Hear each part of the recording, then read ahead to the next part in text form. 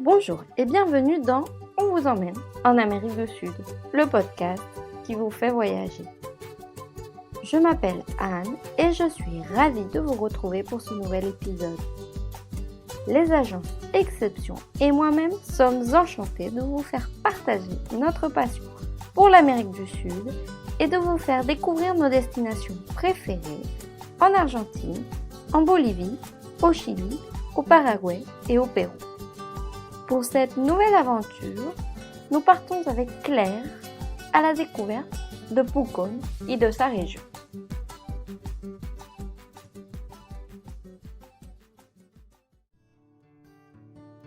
On vous emmène découvrir Pucón et ses environs. Été comme hiver, l'Araucanie est un véritable paradis chilien pour les amoureux de la nature. Par sa situation géographique et son cadre naturel privilégié, Pucón est devenu un point de départ primordial pour de multiples activités au grand air. Dans cette région, jalonnée par de remarquables et nombreux parcs nationaux, beaucoup d'activités sont tournées vers la Pachamama, la terre-mère. Entre volcans, lacs, cascades, forêts millénaires, parcs et sources thermales, l'Araucanie est un parfait compromis entre aventure et détente.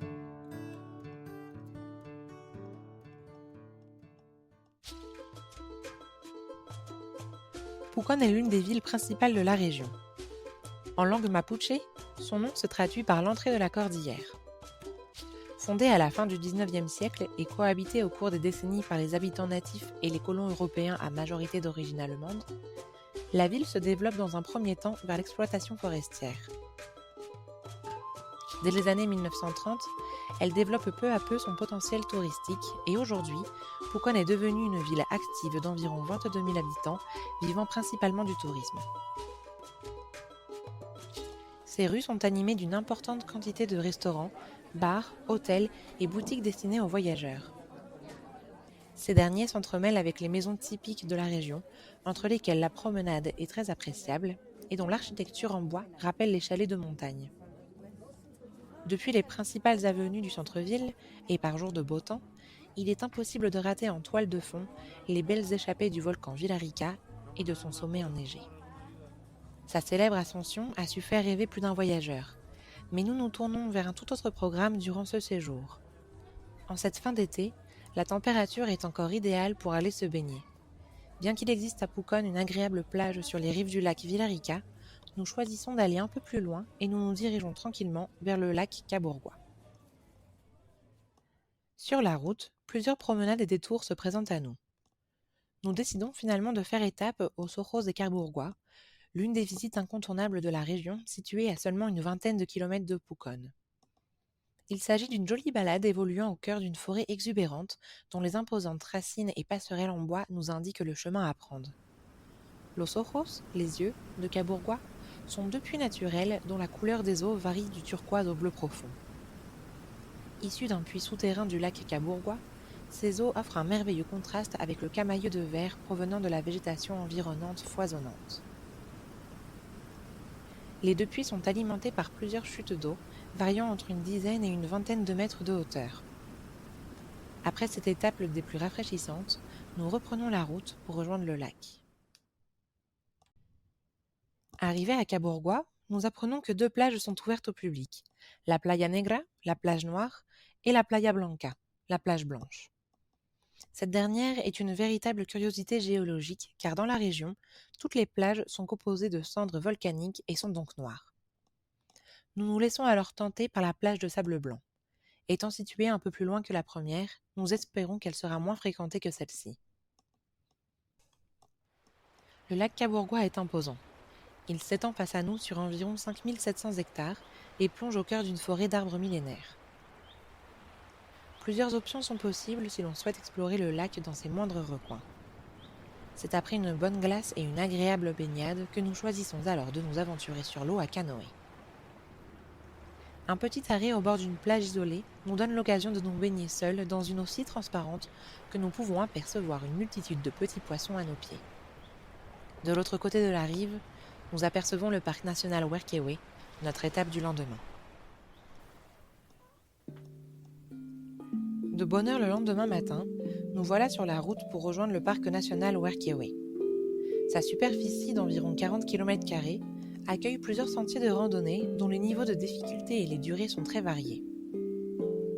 Avec le sanctuaire d'El Khani, ce parc fait partie des étapes immanquables de la région pour les randonneurs. Majestueux, il articule une superbe faune et flore au cœur d'un imposant relief montagneux et forestier. Les sentiers de randonnée sillonnent entre lacs, lagunes, cascades, rivières et arbres dont l'araucarnia est le roi. Il est l'arbre emblématique de la région d'Araucanie. Parmi les diverses randonnées proposées, nous optons pour le sentier Los Lagos d'environ 5 heures de marche. Notre objectif ? Rejoindre les lagunes Toro, Chico et Berde pour la pause déjeuner. Peu à peu, nous progressons le long du lac Tinquilco, sur le joli petit sentier Nirico, placé au cœur d'une forêt composée à majorité de nirés, des hêtres australes. Au bout du chemin, nous nous accordons une courte pause sur une passerelle flottante du lac que nous venons de longer et profitons de ce doux moment de sérénité. Derrière nous, et à quelques pas de ce lac, se trouve l'entrée du sentier souhaité. Nous cheminons à travers une végétation luxuriante entre les pans de bois placés sur le sol et depuis lesquels les racines débordent de tous côtés. Le dénivelé est soutenu, mais par chance, plusieurs petits détours sont possibles afin de reprendre nos forces. Certains d'entre eux permettent de s'approcher des cascades Trofulco et Nino del Águila. D'autres donnent accès à des vues à couper le souffle sur le volcan Villarrica et le lac Tinquilco. Après environ 3 heures de montée, nous traversons un premier lac et progressons peu à peu vers les 2 suivants. Les arbres et les roches environnantes se reflètent parfaitement dans chacun de cette belle trilogie de lacs d'altitude. Animé par la lumière méridionale, le spectacle est tout simplement magnifique. La couleur des eaux oscille entre les teintes bleutées, émeraudes et parfois même transparentes. Bien que le choix soit difficile, nous optons finalement de nous installer sur les rives du lac Toro pour notre pause déjeuner. L'envie de rester face à ce somptueux paysage est forte, c'est pourquoi nous tardons à repousser chemin. Sur la route du retour, d'autres belles surprises se présentent à nos yeux, qui n'ont finalement pas terminé de s'émerveiller. Perchés sur les troncs millénaires, nous observons et écoutons de nombreux pics de Magellan en plein travail. Au sol, nous rencontrons tout au long du chemin plusieurs champignons hauts en couleur, et parmi eux, devinons le rare mammifère marsupial, appelé Monito del Monte, tentant de s'y cacher. Suite à nos précédents efforts, nous rêvons désormais d'une seule chose, nous détendre dans l'une des stations thermales qu'offre la région. Les plus connues d'entre elles, les Thermas Geométricas, ont su nous conquérir. Ouvertes et accessibles de jour comme de nuit, les bassins aux dimensions et températures différentes s'organisent en enfilade. Taillés à même la roche et au creux d'un canyon à la végétation abondante, les bassins se disposent de part et d'autre d'une passerelle en bois se déroulant tel un tapis rouge. Nous n'avons plus qu'à progresser d'un bassin à l'autre jusqu'à la nuit tombée et observer au-dessus de nos têtes reposées les étoiles défiler. Faire étape à Pucón est une très belle alternative pour se ressourcer au cœur d'une nature foisonnante qui a énormément à offrir. Cette région intacte s'est alliée aventure et nature pour le plus grand bonheur de chacun de ses visiteurs. Que l'on soit amateur de randonnée ou que l'on cherche un simple moment de détente, Pucón et ses environs sauront répondre parfaitement à vos attentes.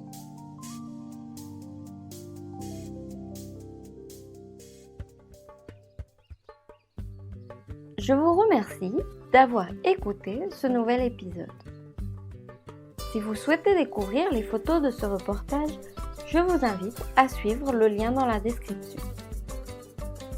Et puis, si vous désirez découvrir nos destinations, que ce soit en Argentine, en Bolivie, au Chili, au Paraguay ou au Pérou, vous trouverez également les liens vers les sites des agences Exception dans la description.